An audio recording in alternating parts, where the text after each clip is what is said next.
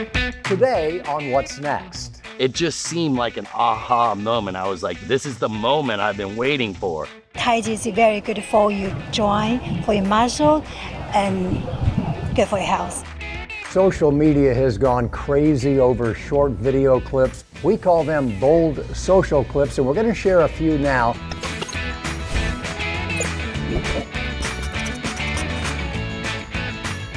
Hello and welcome to What's Next, the program that's designed to inspire you to seize the opportunity for an exciting, meaningful, rewarding what's next in your own life.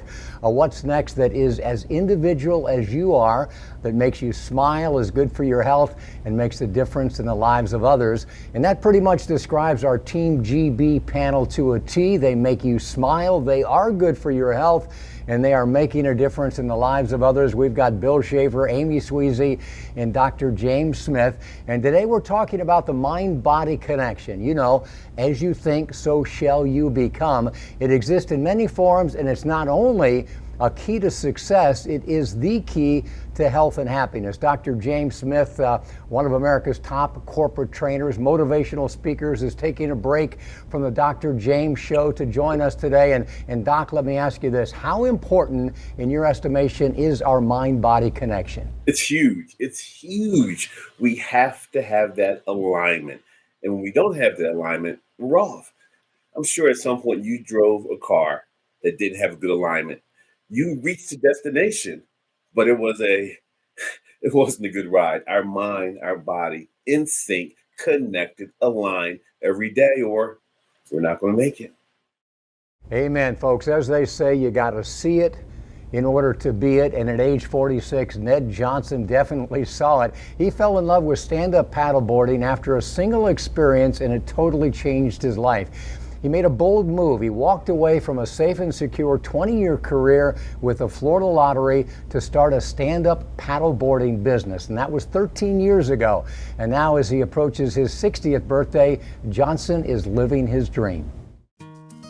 I guess my breakthrough moment was when I started Googling after that very first experience, and I realized that there was no one in Orlando that was doing it. And it just seemed like an aha moment. I was like, this is what I've been waiting for. This is the moment I've been waiting for. And it seemed like just a no-brainer, although it seems crazy now, quit my job and start this company. And you know, blessed that it all worked out in the end. It hasn't been easy, but you know, the hard is what makes you appreciate the good times. You know, you pick how you feel. And I choose to be stoked every day. You know, I'm literally living my dream. I'm on the water.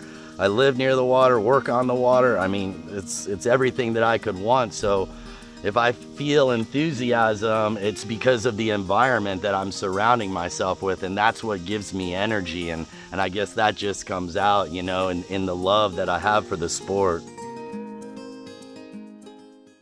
I think we're all trying to be stoked every day, aren't we? Ned's company, Paddleboard Orlando, has served more than 30,000 unique customers, many of whom have become as passionate about paddleboarding as he is. So gang, extract the wisdom for us. What's the takeaway from Ned's story? Bill, take it off. We tend to like to follow a path that somebody else has taken, but when you forge your own, you take your own risks because of something in your heart, and you end up making it work, man, that's gotta feel fantastic. Amy? You know, I'm a Gen Xer who was raised by baby boomers with that whole mindset of you don't quit. You go to work and you do your job and you just stick to it. And yeah, you're gonna have bad days, but you don't quit. And I think it really does take a mind shift to realize, wait a second, as long as you're living your dream, it's great. For almost 30 years, I lived my dream. I loved my job, but suddenly I didn't anymore. And that's when it's okay to quit. It's okay to follow what makes you happy and what you're passionate about. He exemplified finding your passion. Passion is spelled Passion, passion, but it stands for pass I on. So when you're doing what you love, you are passing yourself on to the people you are serving. I speak to high school students, college students all the time, and they always say, when I graduate, I'm going to go on a job search. Now, Mark, I say, no job search, go on a joy search. Go on a joy search, find your passion. You know, I love that. We encourage people all the time, folks, to take a leap because as we saw from Ned, the upside can be amazing, but it's never guaranteed. Ned said it himself, it's been tough. It's been a grind, and you should only leap when you really love something. If you're just trying to get away from something you don't like, don't leap, tiptoe until you are as passionate as Ned, and then take the leap.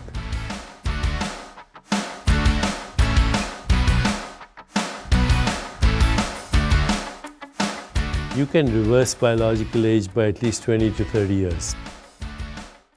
You know, folks, social media has gone crazy over short video clips, which I think is both a good thing and a bad thing. It can be an incredible waste of time, guilty as charged. However, there are endless short nuggets of wisdom, inspiration, and entertainment that you just couldn't find before. We call them bold social clips, and we're going to share a few now. First, this from Graham Weaver, who teaches strategic management at Stanford's Graduate School of Business. So there's a great quote by Confucius. He says, you know, we all have two lives, and the second one begins when we realize we only have one. And I think we all spend so much of the first part of our life just worrying about what other people are going to think, and we stress and we worry, and we want to live our parents' version of our lives, or our roommate or our partner's version. And at some point we come to two realizations. First is we realize this is it. We've only got one. This is not a dress rehearsal. And the second thing we realize is we're all going to die at some point anyway. And so when you put those two things together, there's just really not that much to fear. And so think about what's the thing that you've been putting off, that you really want to do, that's really tugging at your heart, and you're operating out of fear. So realize you don't get a second life. There's nothing to lose. And so really, what are you waiting for? A great reminder, it is the old, if not now, when realization that we all need to make if we're ever going to take that first step toward what's next. And Dr. James, what's the biggest thing you think that holds us all back? We can't let our start be our stop. And many of us have a wait problem. Yes, W-A-I-T. We wait for this, we wait for him, we wait for her. We wait way too longer. Mindset shift. Jump. And Bill, your turn. What do you got? We all know social sites are filled with, well, let's just say that when you find someone to follow that offers these nuggets of wisdom and inspiration and example, well, then you got something worth watching. Hi, I'm Lorraine. I am 58 years old. If you're younger than me, this video is for you. Here are a few things you should never listen to when somebody older than you tells you. You think you're old? Just wait till you get to my age. After 40, if nothing hurts, you're not alive. Enjoy your life now. It only gets worse. I've been hearing those same things all my life. At 58, I still hear them, but I don't listen, and neither should you. Little reminders to set us back on the right track. Nothing sensational, nothing cringeworthy, but just a quick reminder that at any age, life can be what we make it. Anybody got anything on that?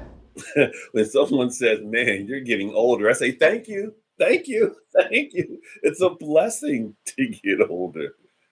You know what, Bill? She really is spot on, though, because many times it is older people that spread the most ageist messages. You know, we love to tell younger people that we're winded, that our joints ache, and we can't remember what we had for dinner last night. And why aren't we telling them that we're happier than ever? We're more focused on making a difference than ever. We're more aware of beauty and kindness than ever, and we appreciate our friends and our loved ones more than ever. Why don't we share that more often? All right, let's see what Amy has to show us.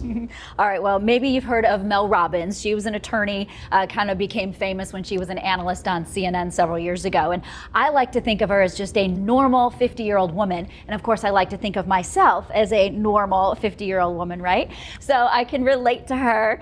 She's in my wheelhouse. But one of the videos that she shared recently was about exercise. And of course, we're talking mind and body. So half the time, it's just your mind convincing your body that, oh yeah, I need to get up and I need to do this. And if you can't, for some reason, find it from within yourself, perhaps you need some outside motivation, which is what Mel found.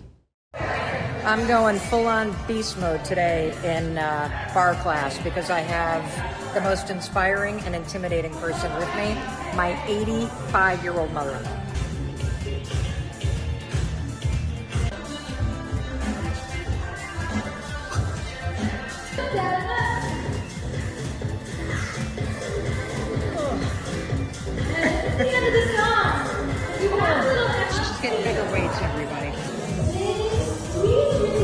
Way to go, woman. I had to activate beast mode, babe. Best workout partner ever. Beast mode, right? I love that. If you can't find the motivation within yourself, then you just have to find someone else. And we often talk here at Growing Bolder about making friends with people in an older generation. And when you sit there and say, well, if that 85-year-old can do it, I certainly can get off the couch and go do it as well. All right, so Dr. James, mind-body connection, what do you have to share? When I think of mind-body connection, when I think about being intentional, being purposeful, being focused, I think of Deepak Chopra. We now know that human aging is entirely flexible. The biological markers of aging can be reversed. Also, exercise and movement and mind-body coordination, you can reverse biological age by at least 20 to 30 years. Your chronological age does not have to match your biological age. You know, thank you for that clip, Dr. James, because it's a great articulation of research that was done at the National Senior Games by our friend Dr. Pamela Peeke. Using a fitness age calculator that was developed by Norwegian researchers, she found that the average chronological age of the competitors was 68, and their average fitness age was just 43, 25 years younger. And folks, these are not professional athletes. These are just weekend warriors whose belief system, whose commitment to regular exercise, and whose participation in an active social community has rewound their biological clock 25 years. How impressive is that? All right, let's bring in our social media guru, Jess D'Amico. And Jess, social media can be a lot more than dancing teenagers and those cute cat videos. There's a lot of inspiring people to follow who are combating the ageist messaging that's out there. So who else, in your estimation, should we know about, especially in this mind-body connection space? Okay, so Kim Hale, who goes by the handle Miss Kim Hale on Instagram and TikTok, is a self-described positive aging influencer with rhythm. Her feed features post after post of electrifying dance clips paired with inspirational quotes and personal accounts of her journey as a professional dancer over 50. She's a force of positivity and energy, and watching her videos always makes me want to dance, even though I don't have nearly the rhythm that she does. And Jess, of course, we don't just aggregate a best of other social content. We create and post our own, which in truth might just be the best. Over 1 million social media followers can't be wrong. So what do folks need to be looking out for on our Growing Bolder social channels? All right, well, Growing Bolder, as you know, is your source for inspirational stories of ordinary people living extraordinary lives through videos, articles, memes, and now short bursts of entertaining content in the form of Instagram Reels. Our library of sound bites from all the people we've interviewed will stop your doom scrolling in its tracks. So make sure to follow Growing Bolder on Facebook, Instagram, and Twitter for your dose of social media positivity.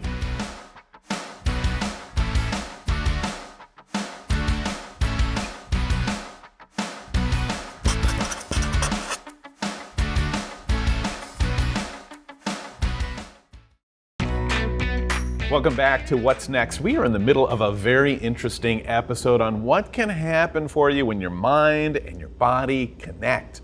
So how do you do that? Well, you can seek out several different methods, or if you happen to live in a place like the Villages, Florida, you might find it like I did, just taking place in a park. Ready for a little mind-body connection? Let's take a deep breath and watch.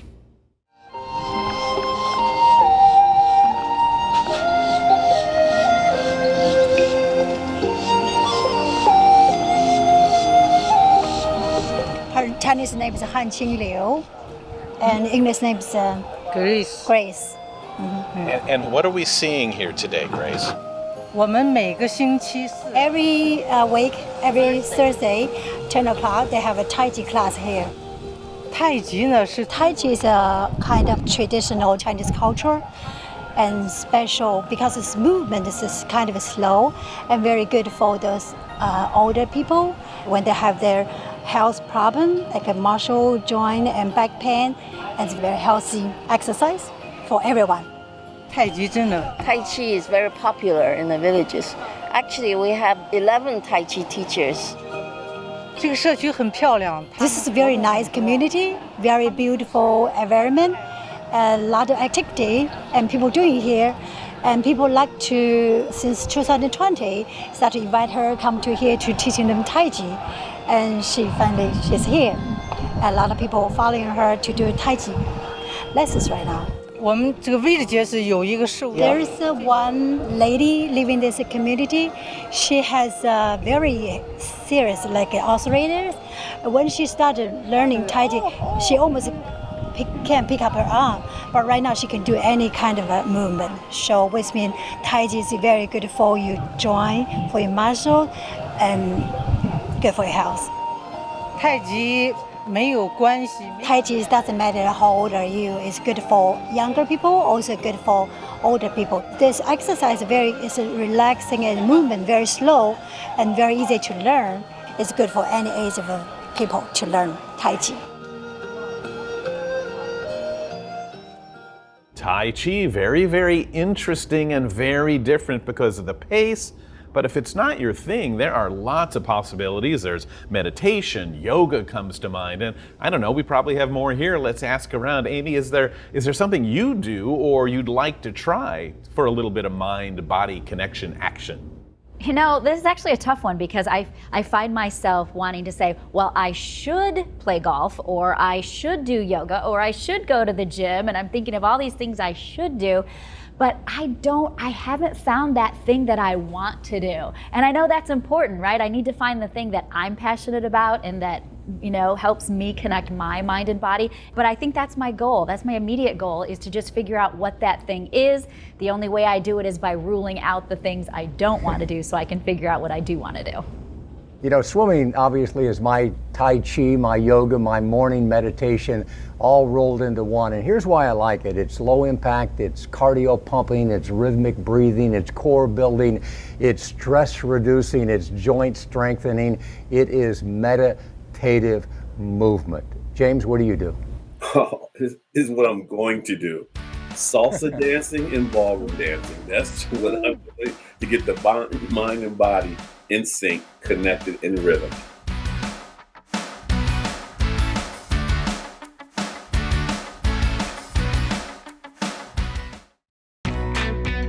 Welcome back to What's Next. It is time for our Your Take question. And we asked the GB tribe, where is somewhere that you go to find a small moment of peace in your busy week? Jody says, I go behind the pages of a good book. Sandra likes to go biking at the park to watch the lake and the sunset. And Andrea says she goes to the barn and rides her horse.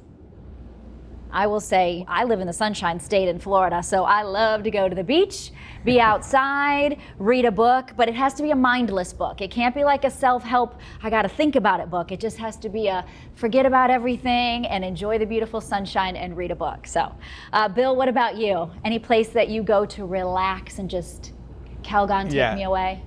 You live in Florida and you go to the beach. I live in Florida and I go to the ice rink for the weekly Adult League hockey game, and it's hilarious. You walk in the place, I swear you'd think Norm from Cheers got there. I walk in the door, everybody goes, Bill! And it's a place where I really feel comfortable, I really feel at home, and I've got some really, really solid friends there that I see once a week. Isn't that funny though? Because that's where you go to relax, and you wouldn't think that's relaxing, but it's just so different for everybody. It's my happy place. Dr. James, what about you? Any place you go to relax? Wow. Listening to Bill, I'm thinking about Lionel Richie, Commodore's Easy Like a Sunday Morning. But for me, it's anywhere near water. I can walk, I can sit, I can glance, I can look, but anywhere where there's water in the evening or during the course of the day, I love being around water. It calms me down. Here's my struggle, guys. I think I've either reached the age or I work so much that relaxing very quickly becomes sleeping, which is a difficult problem. On weekends, I love to take naps. But for me, the real escape is purposeful movement, whether it's swimming or running. Here at work, it's swinging the kettlebells in my office or pulling, the stretch cords each and every day. But always, trying to remove myself from the moment, remove myself from the stress of the day. So folks, what do you do? Movement meditation is my escape to a peaceful place and a regular stop on my journey to what's next. So the question for you is what's yours. Think about that, and we'll see you next time.